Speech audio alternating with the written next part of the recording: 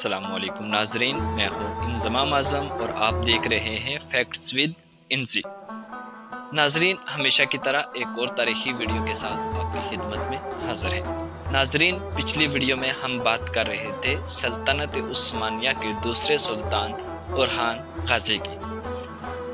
ناظرین، 1333 میں کراسی کی فتح کے بعد تقریباً 20 سال تک کسی جنگ کی نوبت نہ آئی۔ اورحان پوری توجہ کے ساتھ ملکی اور فوجی آئین کی تنظیم و تکمیل میں مصروف رہا۔ اس نے تمام ملک میں امن و امان قائم کیا، مسجدیں، مدرسے اور رفاع عام کی مختلف شاندار عمارتیں بنوائیں۔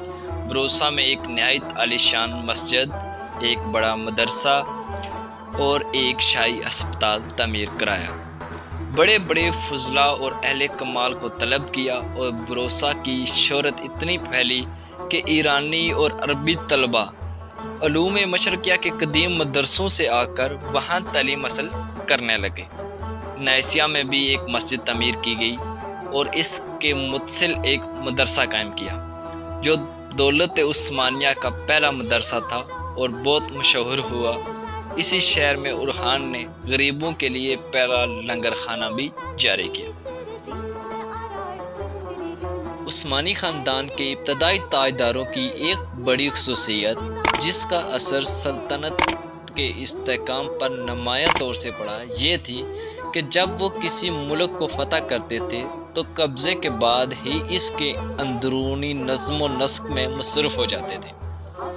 ان کا مقصد محض فتوحات حاصل کرنا نہ تھا، بلکہ وہ مفتوحہ علاقوں کو اپنے آئین و ضوابط کے مطابق تنظیم دے کر مکمل طور پر سلطنت میں شامل کرنے کی کوشش کرتے تھے۔ اس طرح بجائے اس کے کہ اپنی فتوحات سے مختلف صوبوں اور بے میل آبادیوں کو ایک غیر مرتب شکل میں اکٹھا کرتے، انہوں نے ایشیائی کوچک میں ایک مرتب اور پائیدار حکومت قائم کر لی۔ عہد قدیم و جدید کی دوسری مشرقی سلطنتوں کے مقابلے میں دولت عثمانیہ کے زیادہ مدت تک قائم رہنے کی ایک بڑی وجہ اس کے ابتدائی فرمان رواؤں کی یہی پالیسی ہے، اور چونکہ اس پالیسی پر یورپ، شام اور مصر سے زیادہ ایشیائی کوچک کی فتوحات میں عمل کیا گیا، اس لیے وہیں عثمانیوں کی حکومت کو زیادہ استقلال بھی نصیب ہوا۔ اس میں شبہ نہیں کہ ایشیائی کوچک میں استقلال کی ایک بڑی وجہ یہ بھی تھی کہ وہاں ترکوں کی آبادی کثرت سے پھیلی ہوئی تھی، لیکن سلطنت کے استحکام میں فاتحین عثمانی کی اس دانشمندانہ پالیسی کو بھی کچھ کم عمل دخل نہ تھا۔ سلطنت کے اندرونی انتظامات سے فارغ ہو کر اورحان یورپ کی طرف متوجہ ہوا اور اس کی زندگی کے آخری چند سال سلطنت بازنطینی کے یورپین علاقوں میں قدم جمانے کی کوشش میں مصروف ہوئے۔ یہ سلطنت 8ویں صدی ہجری بمطابق 14ویں صدی عیسوی کے وسط میں نہایت کمزور ہو چکی تھی۔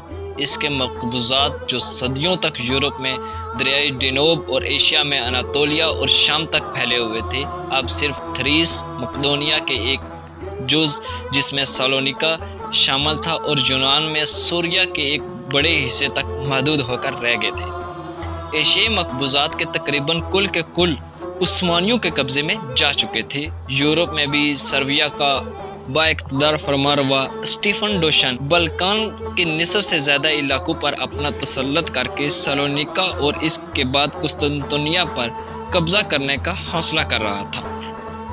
خانہ جنگیوں نے سلطنت کو اور کمزور کر دیا تھا۔ 739 ہجری بمطابق 1338 میں شہنشاہ انڈرونیکس کے انتقال پر اس کا گرینڈ چانسلر کینٹاکوزین اس کے نابالغ لڑکی کا ولی مقرر ہوا۔ کینٹاکوزین نے اورحان سے 6000 سپاہی مانگے اور اس حمایت کے عوض میں اپنی لڑکی تھیوڈورا کو اس کی شریک زندگی بنانے کے لیے پیش کیا۔ اورحان نے یہ شرط منظور کی اور 746 ہجری بمطابق 1345 میں 6000 سپاہی کینٹاکوزین کی مدد کے لیے یورپ میں بھیجے۔ کینٹاکوزین نے ان سپاہیوں کی مدد سے قسطنطنیہ کا محاصرہ کیا، جو ملکہ کے قبضے میں تھا۔ 1 سال کے محاصرے کے بعد خود شہر کے بعض لوگوں کی غداری کی وجہ سے کینٹاکوزین فوج के साथ कुस्तुनतुनिया में दाखिल हुआ और मलका को मजबूरन सुलह के लिए राजी होना पड़ा। सुलह इस बात पर करार पाई कि केंटाकोजेन और इसकी बीवी नेज मलका ऐना और शहजादा जान पेलियोलोगस तख्त नशीन कर दिए जाएं। चनाचा चारों की रस्म ताजपोशी अदा की गई। सुलह के बाद उरहान के 6000 सिपाही जो इसने केंटाकोजेन की मदद के लिए भेजे थे वापस आ गए, लेकिन चंद ही साल के बाद इनकी ज़रूरत फिर पेश आई। 750 हिजरी बमुताबिक 1349 में स्टीफन ने सालोनिका पर हमला किया और यकीन था कि इसे फतह करने के बाद वो कुस्तुनतुनिया की तरफ बढ़ेगा। इस नाजुक मौके पर केंटाकोजेन और जान पेलियोलोगस दोनों ने उरहान की मदद की दरख्वास्त की। अब की बार उरहान ने 20,000 सिपाही रवाना किए। इनकी मदद से सालोनिका में स्टीफन को शिकस्त हुई और कुस्तुनतुनिया की फतह का हौसला हुआ जो इसके दिल में बार बार पैदा होता था, अब हमेशा के लिए ख़त्म हो गया। जंग के खात्मे पर उस्मानी सिपाही फिर वापस बुला लिए गए, मगर 4 साल के बाद उरहान को अपनी फ़ौजें अपनाए फास्फोरस के मगरबी साहिल पर बेचने का एक और मौका हाथ में आया, जो यूरोप में उस्मानियों के कदम जमने का सबब साबित हुआ।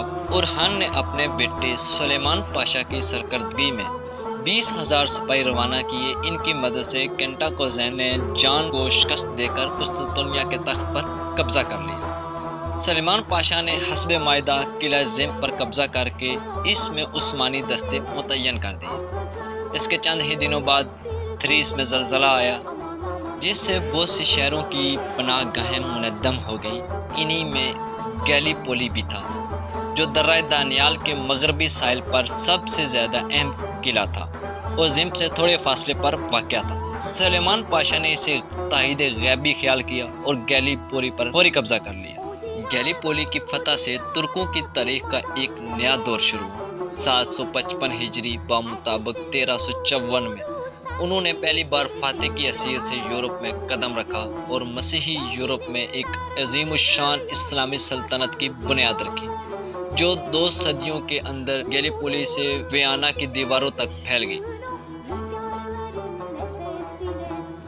नाजरीन, ये थी आज की हमारी वीडियो। आई होप कि आपको हमारी वीडियो पसंद आई होगी। अगर आपको हमारी वीडियो पसंद आई है तो वीडियो को लाइक कर दें, चैनल को सब्सक्राइब कर दें और बेल आइकन को दबाना मत भूलिएगा, ताकि मज़ीद ऐसी इंफॉर्मेटिव वीडियोस आपको मिलती रहें। अपने मेज़बान इंज़माम आज़म को इजाज़त दीजिए। अपना बहुत सारा ख्याल रखिएगा। अल्लाह नेगेबान।